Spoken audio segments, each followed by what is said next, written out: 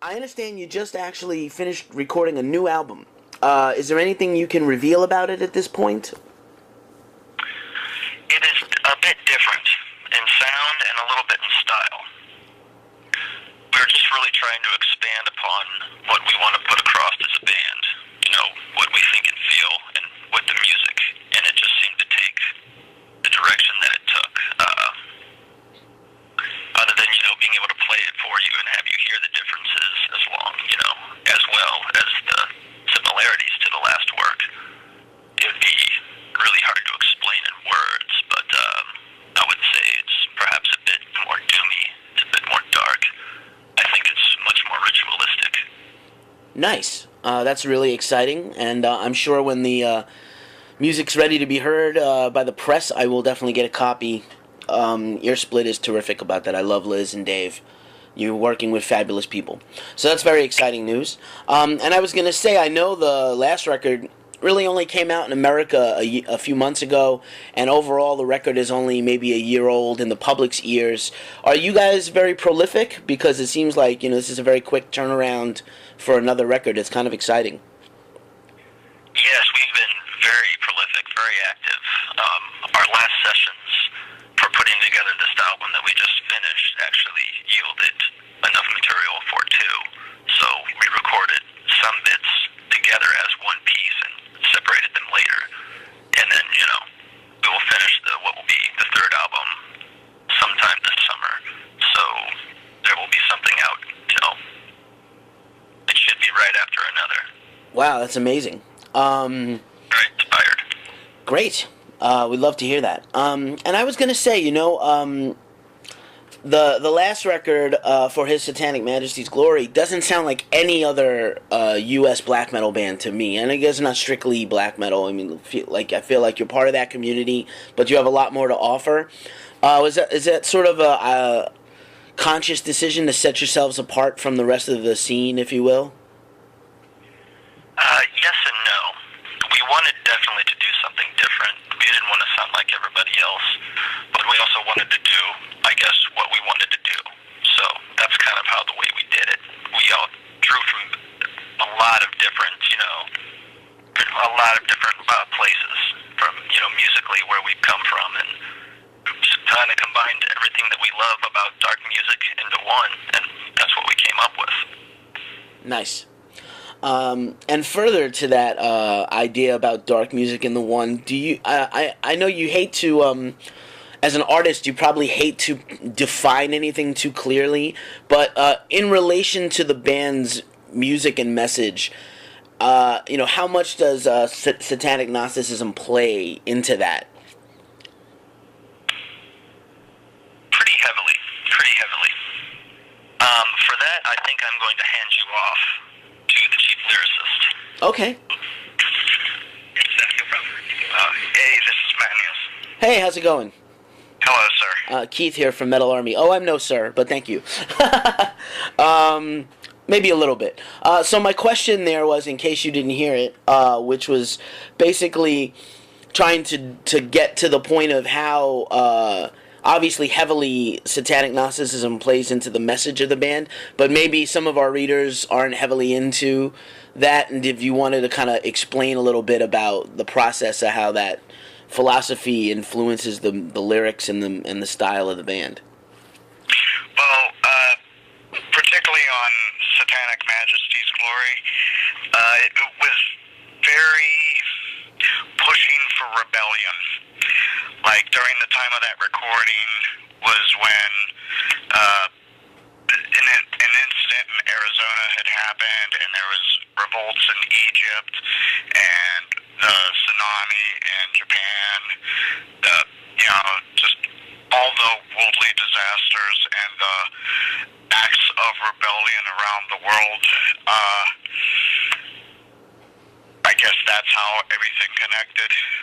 We tried to push that, and it felt like, since that has been recorded, the world has definitely gone into some sort of upheaval, in a sense, with even America's peaceful, nonviolent occupation Occupy Wall Street movements, people have feels like they're kind of starting to think for themselves, or at least try to think for themselves. So the satanic principle is a very adversarial one that we try to raise that essence of with the album. So that's, in the linear notes, recorded in complete adversarial ritual. The need to see your own death even to make things happen. That's awesome. What a great answer. Thank you so much for that. And I can further that with a question about your live shows. I know you guys have done some touring recently, and you have some more on tap. What are the what do you do in the live ritual to sort of make sure your message gets across? Is there something, in particular in performance? Well, it's mostly the attitude that we take towards what we're getting ready to do live, I guess, would be the ritual. I like a lot of chaos, so it's kind of like I'm not very much into ceremony of things. I mean, it has its purposes, but it's mostly having members there. We had Adam Veluspa playing bass for us. That's, doesn't mostly partake in rituals, so to speak, in his own personal ways, but is right there with us in what we're trying to project. Do you understand what I'm saying? Yes, definitely. So it's really mostly just ourselves meditating and getting into our own selves and trying to conjure up that aspect of will that we, the aspects that we wish to project. And to, when we play, that is our way of composing the ritual in front of people, and when we finish, we close it out. So it's not really like you're really just seeing a show, but